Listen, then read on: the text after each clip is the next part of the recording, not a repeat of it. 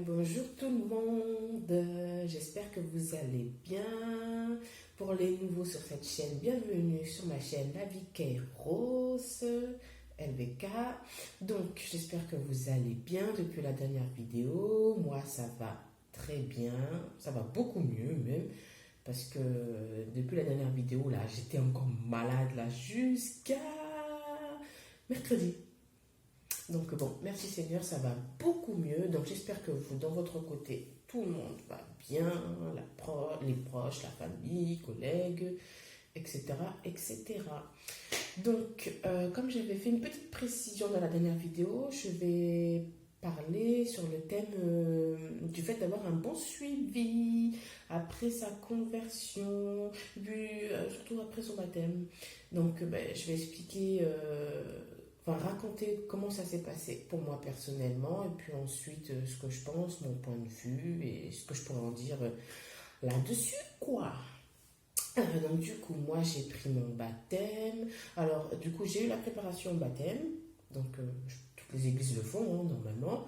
Donc j'ai passé mon baptême, donc ça s'est bien passé. Un beau jour que chaque chrétien en général n'oublie pas. Ensuite, j'ai fait ma vie. J'ai fait ma vie, bon, j'étais fraîchement baptisée. Déjà, j'étais contente parce que je pouvais prendre la Sainte Seine. Donc, comme je dis, j'ai fait ma vie. Au niveau de la Bible, je lisais ma Bible, mais vous savez, comment on lit un livre, quoi. Parce que déjà, avec la lecture, c'était compliqué. Et puis, j'avais ce problème-là, c'est qu'à chaque fois que je lisais ma Bible, j'avais envie de dormir. J'avais envie de dormir. Donc, voilà, j'allais à l'église tous les dimanches, c'était superbe, bon prêche. Donc voilà, donc ce qu'il faut savoir c'est que j'ai changé d'église aussi entre-temps. Donc j'ai eu des entretiens avec le pasteur pour lui raconter mon passé, entre guillemets, et puis ma vie actuelle, donc des rendez-vous, des entretiens. Ensuite, ce qui s'est passé, c'est que le confinement, c'était quand le début du confinement? Le premier confinement, c'était en mars 2020. Mars 2020. Donc, mars 2020, donc il y a eu le confinement, Covid, tralala. L'église fermée. Et déjà, j'avais des problèmes personnels. J'avais discuté avec une sœur qui me parlait de... Parce que j'avais des problèmes, aspect aussi un peu financier, c'était un peu la galère. Elle me dit, est-ce que tu donnes ta dîme? Euh, je dis, ouais, la dîme, enfin, je donne mes offrandes, quoi. Parce que je savais pas, en fait, qu'il y avait une différence entre la dîme et les offrandes, hein, entre parenthèses. Parce que vous voyez le niveau de lecture que j'avais au niveau de la Bible, hein. Et elle me dit, non, t'as 10% de tes revenus. Je dis, comment ça? Et puis elle me voit les versets bibliques et tout. Je dis, Seigneur. Bref, ça déjà. Ensuite, du coup, la plupart des chrétiens, pendant le confinement, s'est retrouvés à regarder des cultes en ligne. Et donc, moi, je me suis mise à regarder des cultes en ligne et tout, des divers pasteurs, Sanogo, Tounassi, Castanou, et d'autres, voilà quoi. Et je me suis aperçue. Après, les vidéos, j'avais quand même commencé à regarder un petit peu avant le confinement, il me semble. Et il y avait une nette différence entre leur prêche et celle de mon ancienne église. À titre d'exemple, les prédications du pasteur Marcelo, c'était sans diplomatie, quoi. Les trucs que j'aime, quoi. C'est clair, c'est net, c'est précis, on se pose pas de questions. Il y avait ça déjà qui m'avait interpellé, et puis aussi c'est vrai qu'il est drôle aussi, donc bref. Et il y avait ça, et aussi sur le fait qu'il parlait de certains sujets dont j'avais jamais entendu parler, pourtant qui est dans la Bible, hein. Mais vous voyez, aspect assez spirituel dans le sens, les démons, le monde spirituel, et toutes ces choses-là en fait. Bon, j'en avais conscience, mais dans mon église, on n'en avait pas, dans mon ancienne église, on n'avait pas parlé quoi. Donc ça aussi, ça m'avait un peu chamboulé, on va dire, quoi. Et donc, du coup, le confinement, donc j'ai suivi les cultes en ligne. Mon église ne faisait pas forcément des cultes tous les dimanches, donc de cultes en ligne tous les dimanches, donc je regardais les autres et il s'avérait que ben, j'ai commencé à plus suivre les cultes de mon église actuelle et j'ai fini par m'y engager. Donc j'ai quitté mon ancienne église en bon terme, on s'entend toujours très bien avec mon ancienne église, donc voilà, il n'y a pas de souci. Oui,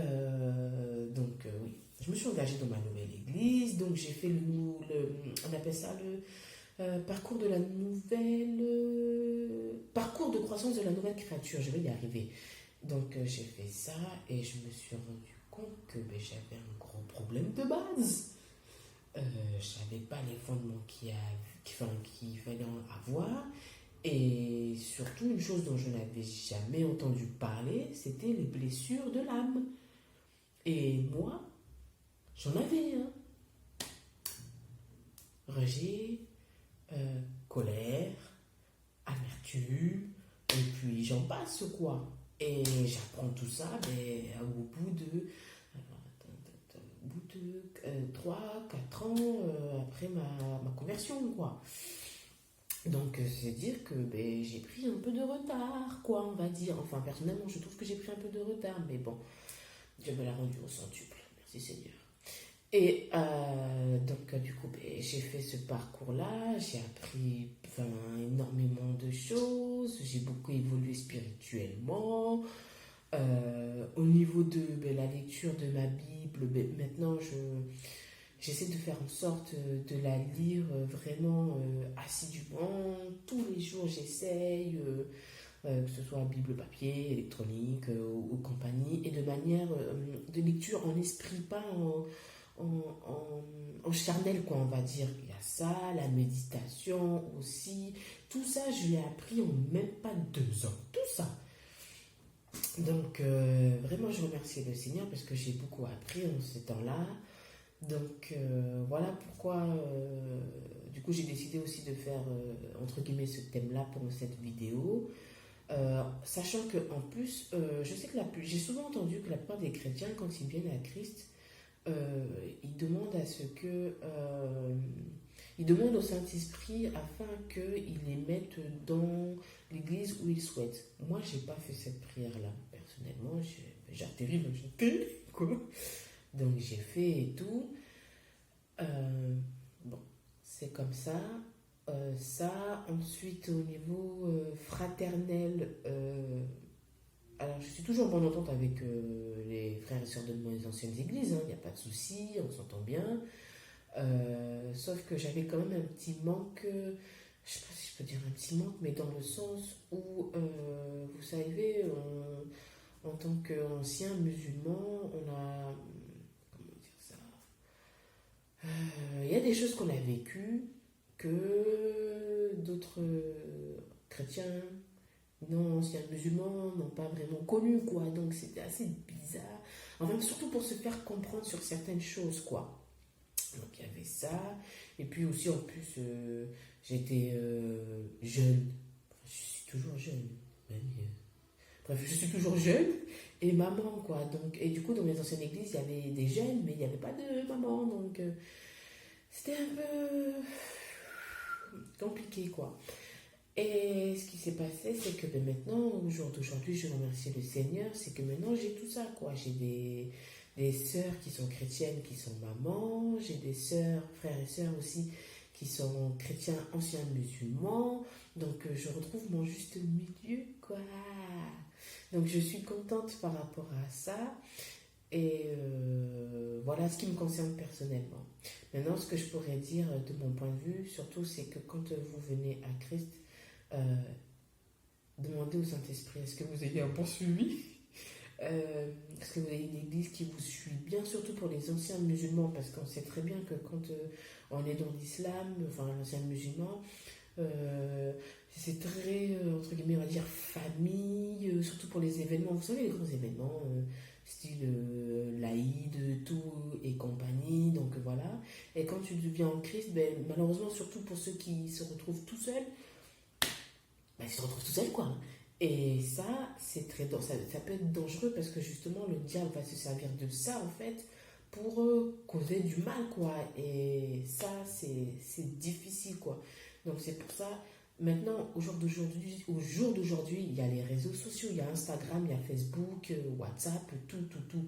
Donc moi, par exemple, il y a une sœur, une ancienne musulmane, elle m'a contacté sur Instagram. On n'est pas de la même ville et tout. Et on s'est mis à discuter et tout. Elle m'a raconté euh, sa conversion, comment elle est venue à Christ et tout. Et ça fait du bien, quoi. Donc, surtout, rapprochez-vous des gens de votre église, parce qu'aussi, il ne faut pas forcément rester qu'entre anciens musulmans. Il faut se mélanger aussi, hein, quand même. Hein. On est d'accord. Donc, surtout pas rester seul, et puis aussi être en sécurité. Donc, j'ai de la visite. J'ai de la visite. Donc, surtout être en sécurité, si quelque chose ne va pas, en parler, aller dans des réunions de prière, faites tout ce qu'il faut, mais ne pas rester seul. Ne pas rester seul, surtout. Oui, mon chou, s'il te plaît, je termine ma vidéo, d'accord? Donc, voilà. Sur ce, soyez bénis. Passez une excellente journée ou une excellente soirée. Et puis, je vous dis à très vite pour une prochaine vidéo. Bye!